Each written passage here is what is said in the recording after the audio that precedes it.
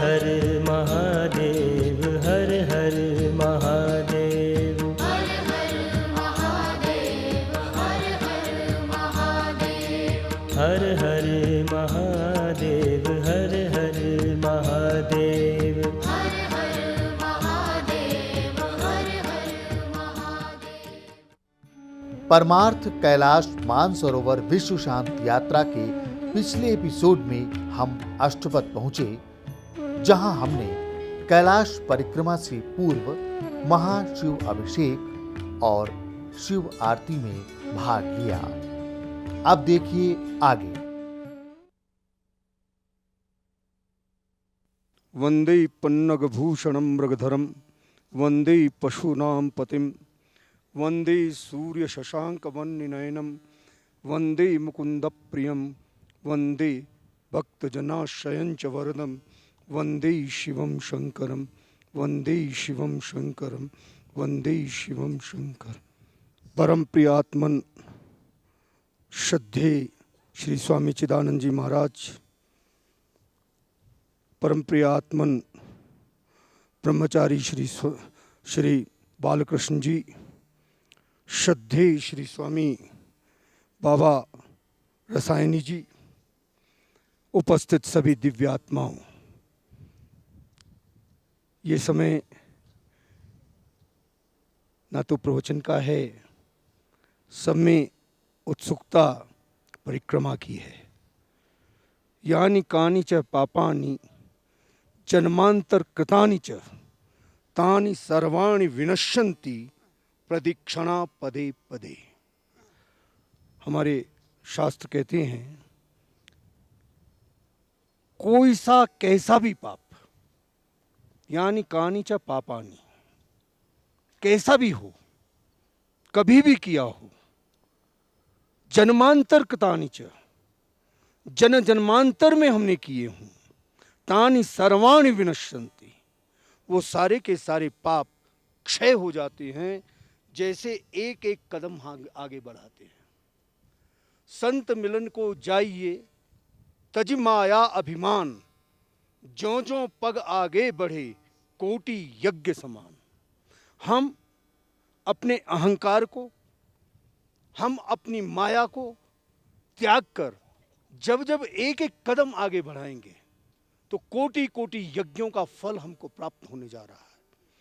भगवान कृष्ण ने कहा, सर्वधर्मान परित्यज्य मामेकम शरणं व्रज, अहम त्वा सर्व पापेभ्यो मोक्षयिष्यामि मा शुचः। सारे के सारे धर्म अधर्म का विवेचनों का त्याग करके जो मेरी शरण में आ जाता है, आज हम भगवान शिव की शरण में आए हैं। मैंने कल कहा था, कृष्ण ही शिव हैं, शिव ही कृष्ण हैं, राम ही शिव हैं, शिव ही राम हैं, ब्रह्मा ही शिव हैं, शिव ही ब्रह्मा हैं। इनमें कोई अंतर नहीं देखना चाहिए। अनेक प्रकार से गाया है केवल इस सृष्टि को बनाए रखने के लिए विद्वानों ने। है तो सत्य एक ही तत्व। उसकी शरण में जब हम आए हैं तो निश्चित रूप से सारे पापों का क्षय हो जाता है। और जब पापों का क्षय हो जाता है, भगवान कहते हैं फिर सोच का अवसर ही कहाँ रह गया तुम्हारे जीवन में। अर्थात तुम्हें वो प्राप्त होगा जो किसी को प्राप्त नहीं हो सकता। मुनि दुर्लभ गति उसको प्राप्त होती है जो भगवान की शरण में आ जाता है। शरणागत होके माया और अभिमान का त्याग करके हम एक एक कदम जब आगे बढ़ाएंगे, वो यज्ञ कोटि यज्ञों के तुल्य होगा और हमको निश्चित अपने जीवन का लक्ष्य प्राप्त होगा। मैं भगवान शंकर, भगवान नारायण, ब्रह्मा जी और जितने भी देवी देवता हैं उन सब का आह्वान करता हूँ। नारायण से लेके आचार्य शंकर तक और रामानुज, रामानंद, निम्बार्क और जितने भी और आचार्य हुए हैं और उनकी परंपराओं में आज तक जितने आचार्य हुए हैं, उनका सबका आह्वान करता हूँ और उनसे आशीर्वाद की आकांक्षा करता हूँ कि हम सब इस यात्रा को सफलतापूर्वक पूर्ण करें। ओम शम। यह वह पवित्र अष्टपद का स्थान है जहाँ से कैलाश मानसरोवर की पदयात्रा प्रारंभ होती है। कैलाश यात्रा के परिक्रमा का यह प्रथम चरण यहाँ से प्रारंभ होता है। यहाँ से अष्टपद से हम इस यात्रा का प्रारंभ करते हुए हम 3 दिन में पथ मार्ग से दुर्गम, कठिन और बहुत ऊंचाई में से होते हुए इस कैलाश परिक्रमा के पवित्र अनुष्ठान को पूर्ण करेंगे और उस कैलाश अधिपति भगवान श्री शिव की अनुपम कृति और उनकी दिव्यता का अनुभव करेंगे। यह वह स्थान है, हम बिल्कुल पवित्र कैलाश पर्वत के तलहटी पर स्थित हैं। शास्त्र में कहा, देवस्य काव्यम न ममार न जीर्यति पश्य देवस्य काव्यम, कि देव के काव्य को देखो, न तो वो समाप्त होता है न ही कभी जीर्ण होता है। यहाँ से वास्तव में हम उस जो देव की अनोखी कीर्ति है उसको यहाँ से हम देख सकते हैं। पीछे और मेरे सामने कैलाश पर्वत की एक विशाल हिमालय के तट पर हम स्थित हैं। निश्चित रूप से इस देव के दिव्य काव्य को देखकर हमारे मन में जीव की अल्पज्ञता का बोध होने लगता है।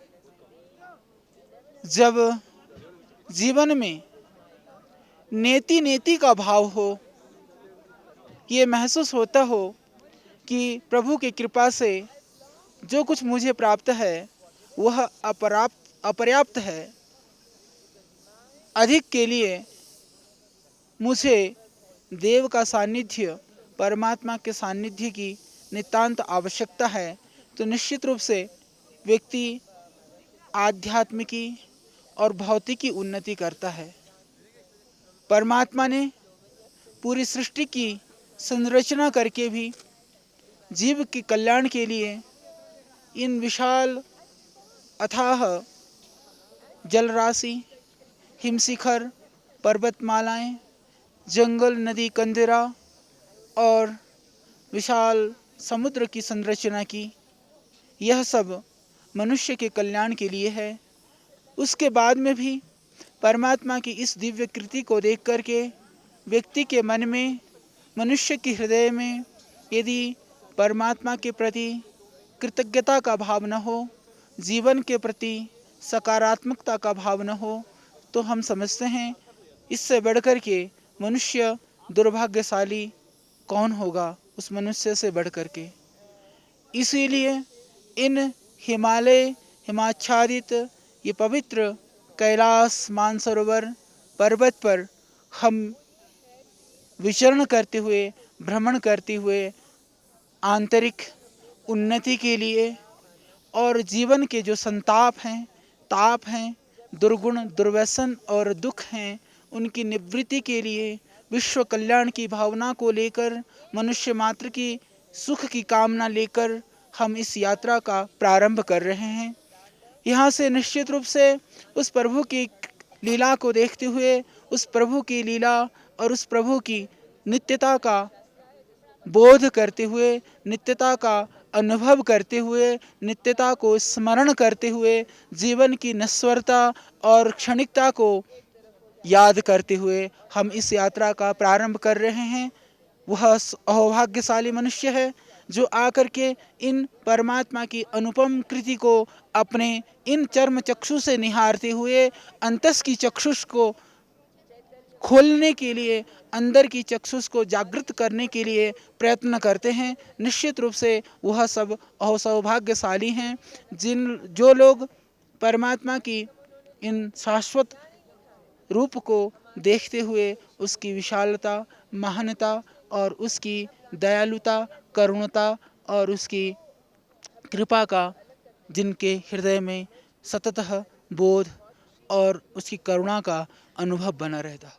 वाणी मंगल रूपिणी च स्थितं यस्यास्ति वै मंगलम, नेत्रे मंगल देश दौर्विलसितं नृणां परम मंगलम, वक्त्रं मंगल कूचपादचलितं यस्याखिलं मंगलम, स्वयं मंगलमूर्तिरासु जगतो नित्यं क्रियान मंगलम।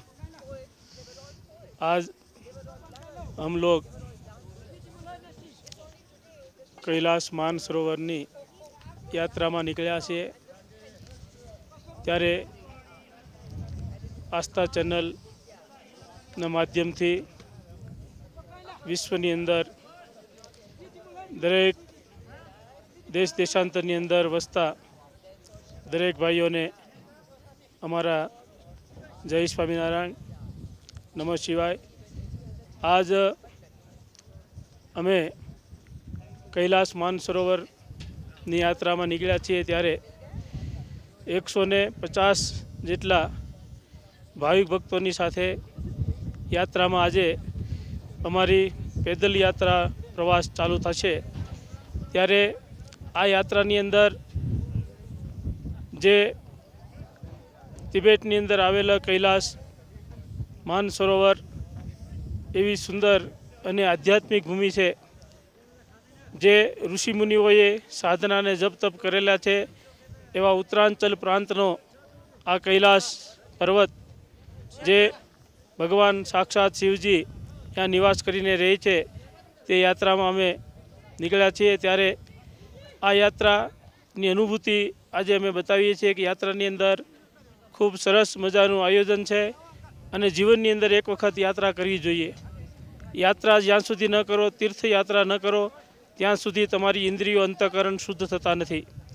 ઇન્દ્રિયો અંતઃકરણ શુદ્ધ થાય તો તમારા જીવનની અંદર પ્રકાશ થાય. તમારે શું કરવું શું ન કરવું તેવી ભગવાન તમારા વિશે બુદ્ધિ આપે છે. ભગવાન શિવની એ ભૂમિ છે, તપસ્થળી છે.